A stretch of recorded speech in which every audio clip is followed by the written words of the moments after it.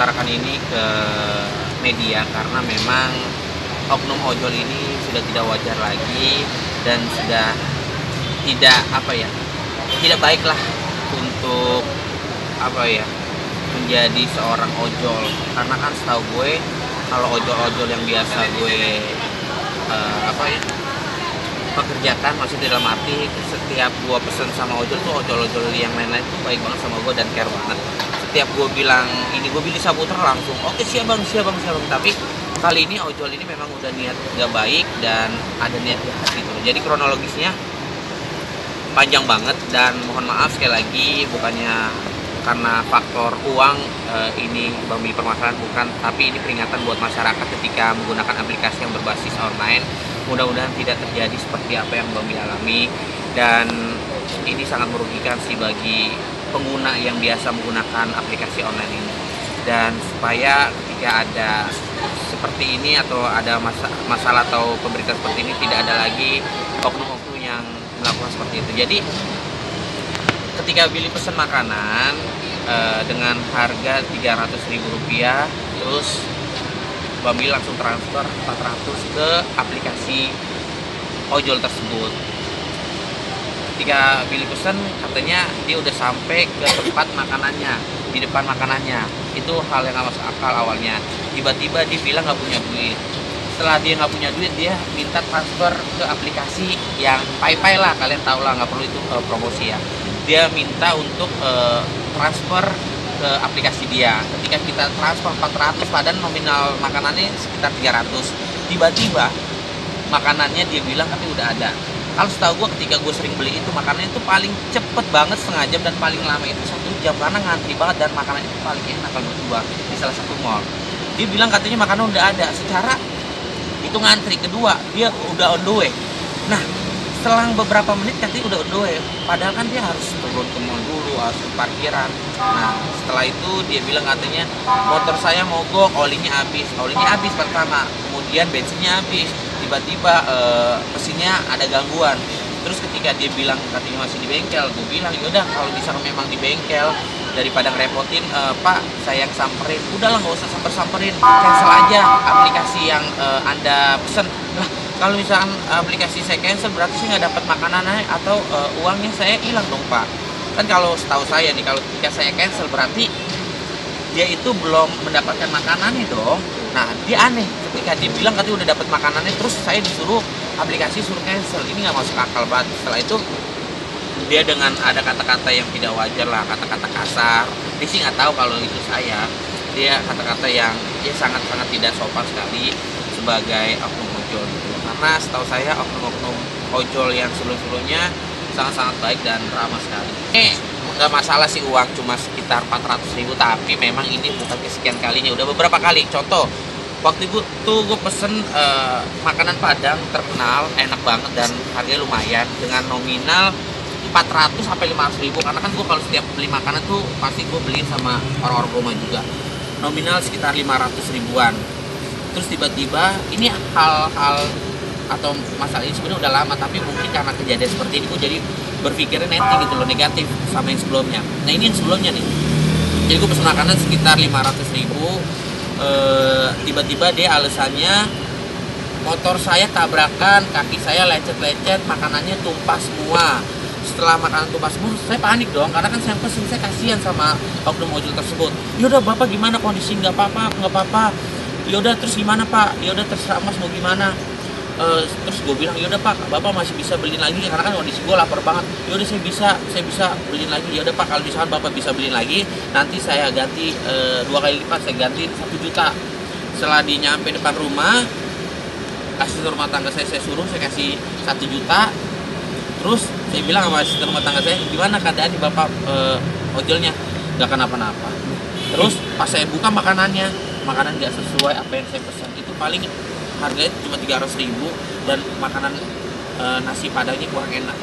Aneh. Terus sebenarnya dibilang kapok apa enggak, sebenarnya kita juga butuh ojol-ojol yang benar-benar bisa dipercaya. Sebenarnya dengan kejadian seperti ini, gue sih kasihan sama ojol-ojol yang niat untuk bekerja untuk menafkahi keluarga dan anaknya. Tapi dengan adanya seperti ini, Ya mungkin ya mudah-mudahan semua ada hikmahnya, dan buat oknum tersebut bisa dibukakan hatinya, karena kan dia cuma gue doang yang biasa pesen, pasti kan ribuan bahkan sejutaan orang yang pesen ojek aplikasi-aplikasi seperti ini gitu sih. Tapi sebelumnya pernah aman? Biasanya aman, jadi tuh kalau gue pesen tuh biasanya gue nelpon, bang ini bang Billy cepetan, bang Billy lapar, siap bang. Nah misalkan dengan nominal 50.000 gue kasih 100.000. Gue kalau main bola aja, bang ini bang Billy cepetan, dari sini ke Senayan 15.000 bro, gue kasih. Gue bukan ria, mohon maaf sekali lagi, gue ngasih 50, kalau nggak 100.000. Nah mungkin ini bukan gue ngomong, jadi si L pesen, sayang transfer ya, udah transfer, terus tiba-tiba udah kejadian seperti ini aja. Ini nggak tahu ini bang Billy gitu sih. Lu jangan lu potong nih ya. Ada lagi gue sama L, gue pesen sama L, ada asisten gue sama supir gue tuh kalau pesen makanan selalu sama lagi nasi padang yang kesukaan gue. Adalah nasi padang kesukaan gue, nggak perlu gue sebutin ya merek ya. Dengan nominal berapa ratus ribu lagi. Tiba-tiba pas udah sampai, berapa bang? Ya udah sesuai aplikasinya aja. Padahal aplikasi waktu itu sama L pokoknya ada indikasi kecurangan gitu loh. Ya udah sesuai aplikasi aja. Oh ya udah dibayar. Pas dibuka makanannya kurang 2, terus itu bukan makanan nasi padang yang kita tuju, terus benyenye, terus kayak udah bau-bau gitu. Aduh, aneh. Ini sering terjadi sih gue. Makanya gue jujur ya, gue mengutarakan ini semua karena memang oknum ojol itu ada kata-kata kasar yang tidak sesuai dengan kapasitasnya dia sebagai ojol yang baik gitu sih. Cuman bawa anniversary aja sih. Sebenarnya kan anniversary-nya kemarin, cuman kan kemarin gak ada jam besoknya.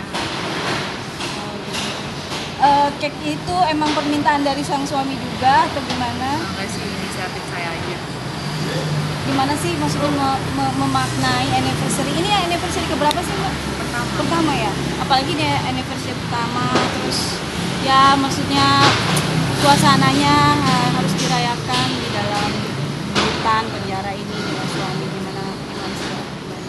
Sedih banget sih, cuman apa ya, semua kan pasti ada hikmahnya yang di balik semua cobaan. Dan saya yakin bahwa Allah gak akan kasih cobaan di luar batas kemampuan umat.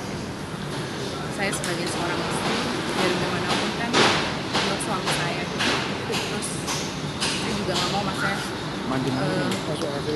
pernikahan saya hancur cuma gara-gara ini. Mungkin ini yang harus saya jalanin sama Rio gitu. Mudah-mudahan nanti Rio baliknya bisa berubah ya. Itu aja. Dia seneng, sedih, campur aduk lah, merasa berdosa pastinya sama saya, dan selalu mengungkapkan kata maaf terus sama saya. Saya mau maknai, saya nggak bisa tapi dengan kata-kata yang pasti saya kecewa, saya sedih. Cuma balik lagi ya, seorang istri itu kan diuji di saat suaminya ada masalah ya. Jadi saya insya Allah saya kuat, dan saya maknain ini adalah cobaan dari Allah. Kecewa banget gitu, maksudnya saat itu kan saya masih jadi pacarnya gitu. Saya jadi pacarnya aja saya berkorban gitu kan, saya pasang badan buat dia gitu, apalagi saya jadi seorang istri gitu. Cuman bawa anniversary aja sih. Sebenarnya kan anniversary-nya kemarin, cuman kan kemarin gak ada jam besoknya. Cake itu emang permintaan dari sang suami juga atau gimana? Enggak sih, inisiatif saya aja. Gimana sih maksudnya memaknai anniversary? Ini anniversary keberapa sih Mbak? Pertama ya? Apalagi nih anniversary pertama, terus ya maksudnya suasananya harus dirayakan di dalam hutan penjara ini dengan suami. Gimana sih? Sedih banget sih, cuman apa ya, semua kan pasti ada hikmahnya yang di balik semua cobaan. Dan saya yakin bahwa Allah gak akan kasih cobaan di luar batas kemampuan umat. Saya sebagai seorang istri, dari dimanapun kan Allah suami saya, terus saya juga nggak mau pernikahan saya hancur cuma gara-gara ini. Mungkin ini yang harus saya jalanin sama Rio gitu. Mudah-mudahan nanti Rio baliknya bisa berubah ya. Itu aja. Dia seneng, sedih, campur aduk lah, merasa berdosa pastinya sama saya, dan selalu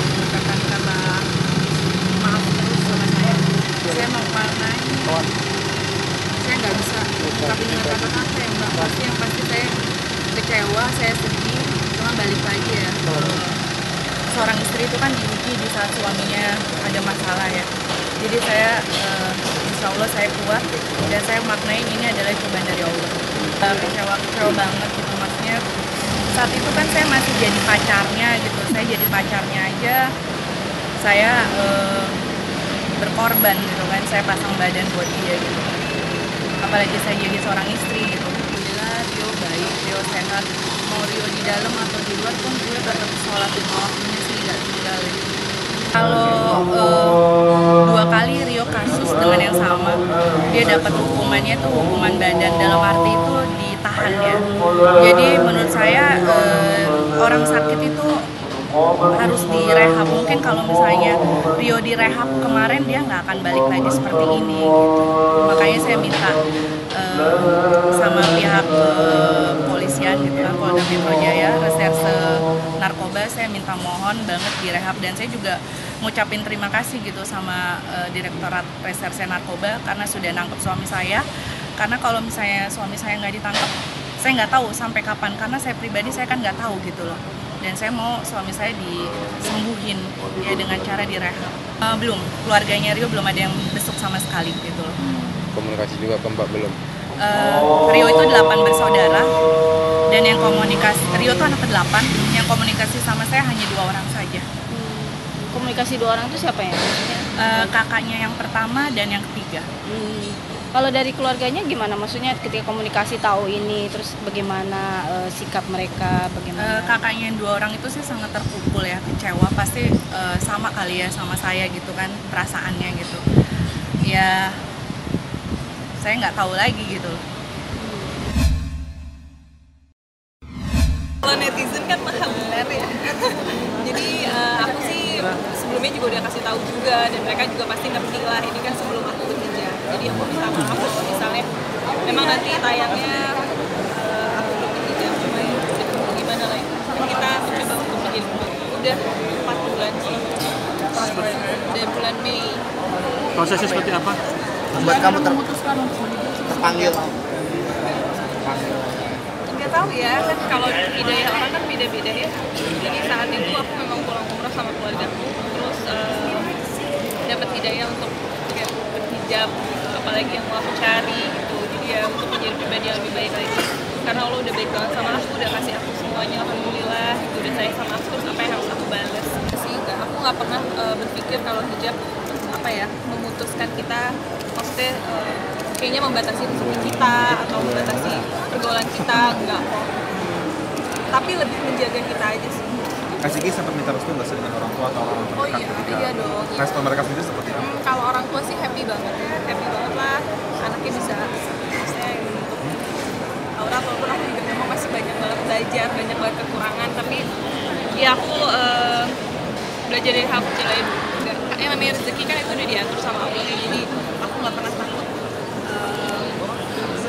takut kayak kurang atau kayaknya dibatasi itu. Ada itu dia kayaknya salah satu godaannya ya, ada aja maksudnya yang tawaran ya ada kerjaan tapi nggak pakai hijab tuh gimana, terus yang lain ya itu biasalah, gimana kuatnya iman. Tapi kan maksudnya selama ini juga aku selalu dapat peran yang berhijab juga, jadi ya udah aku nikmatin aja. Apa ya Selain job itu sendiri? Ya apa ya nggak tahu sih, kayaknya belum terlalu ini banget ya. Kita nggak batasan misalnya ketawa jadi yang nggak Enggak bisa yang lah, hahaha gitu, enggak gimana lebih jaim atau enggak gimana dong, gitu. enggak ada, sama aja. Nggak ada masalah ya buat Citra ya. Enggak ada lah. Untuk hati yang kamu rasakan gitu kan seperti apa? Oh, lebih tenang, iya. Terus orang kayaknya lebih menghargai dia gitu. Lebih maksudnya apa ya, agak sedikit menjaga aja sih. Batasi pergaulan enggak sih ya, kita bergaul dengan siapa aja. Justru dengan kita pinjam orang jadi lebih tahu gitu batasan di sini. Kalau bergaul sama siapa aja aku bergaul, kan nggak boleh pilih-pilih teman. Ya itu pasti ngerasa gerah gitu, keringetan pasti lah. Cuma ya dinikmatin aja. Melawan dengan apa? Balik lagi ke niatnya. Kalau aku belum sih, kalau untuk bikin bisnis sendiri itu belum kepikiran kalau untuk hijab. Tapi lebih ke menjadi brand ambassador aja sih.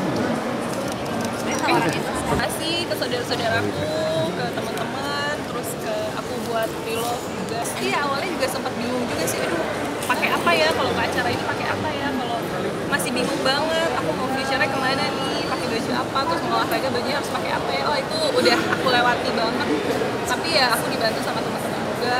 Jadi saat aku berhijab tuh benar-benar teman-teman kasih aku gift, hijab, baju. Sampai sekarang pun aku nggak pernah beli hijab, belum pernah beli hijab, jadi selalu dikasih sama teman-teman. Masya Allah banget, itu dia rezeki. Kali kaki ngilu-ngilu. Lebih melo ya, paling lebih melo aja sih. Terus Belanja. iya, Aja mau hamil nggak hamil belanja ya. maunya belanja terus. Oh hamil sebel sih. Mau. Kasihan nih gue ya. Kenapa? Sebel banget. Alasannya? Bawaan hamil ya. Itu bawaan hamil, nggak ada alasan. Namanya hamil kan beda-beda kan. Gitu, ada yang Biasanya kalau sebel ntar anaknya mirip. hampir tiap hari. Biar mirip, 9 bulan lumayan loh, dirasain 9 bulan. Belanja ekstra, wah pusing. Lebih sering belanja. Kan gede apa?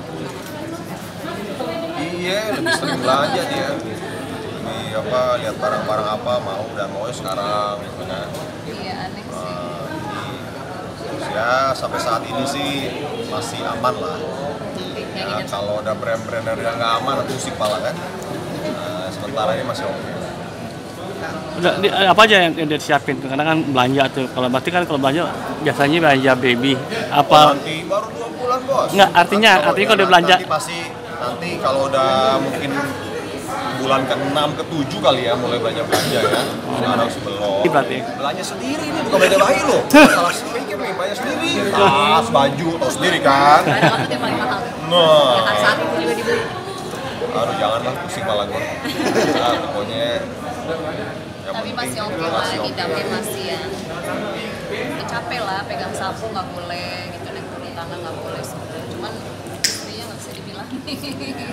Dia pekerja soalnya jadi semuanya suka kerja sendiri kan, sapu-sapu, ngepel-ngepel, apa beres-beres, kadang-kadang dia lupa. Kalau lagi nempel di lidah doang, setelah itu gue ngabisin. Apa tuh? Waktu itu apa ya? Kamu beli apa? Waktu pernah beli sesuatu apa ya? Lupa. Iya, lagi hidupnya itu kalau lagi kepengen makanan, terus yang penting udah dibeli aja udah. Iya, beli. Udah kadang-kadang nggak dimakan. Ya makan ya karyawan, kita yang makan. Yang penting dia senangnya mau beli aja gitu. Ini sebelum Kan lahir. anak-anak kan udah besar ya. Udah besar, seneng-seneng aja lah namanya ada apa bayi itu pasti seneng karena mereka juga udah gede-gede. Ya, Baby boot apa sih? jalan-jalan keluar. Aku tuh jangan mau jalan-jalan pusing malah shopping udah gini baby boot lagi. Nanti aja setelah udah selesai baru jalan-jalan. Iya paling entah mau jenguk nyokap yang di Turki rencananya.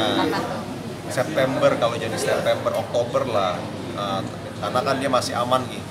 Belum begitu apa kehamilan masih oke. Setelah itu udah harus nunggu Maret kan. Jadi rencananya mau samperin ke nyokap ke Turki.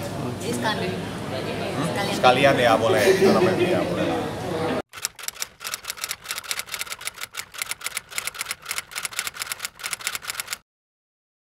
Jadi jangan lupa untuk subscribe Cumi Cumi. Ditekan ya tombol lonceng merahnya.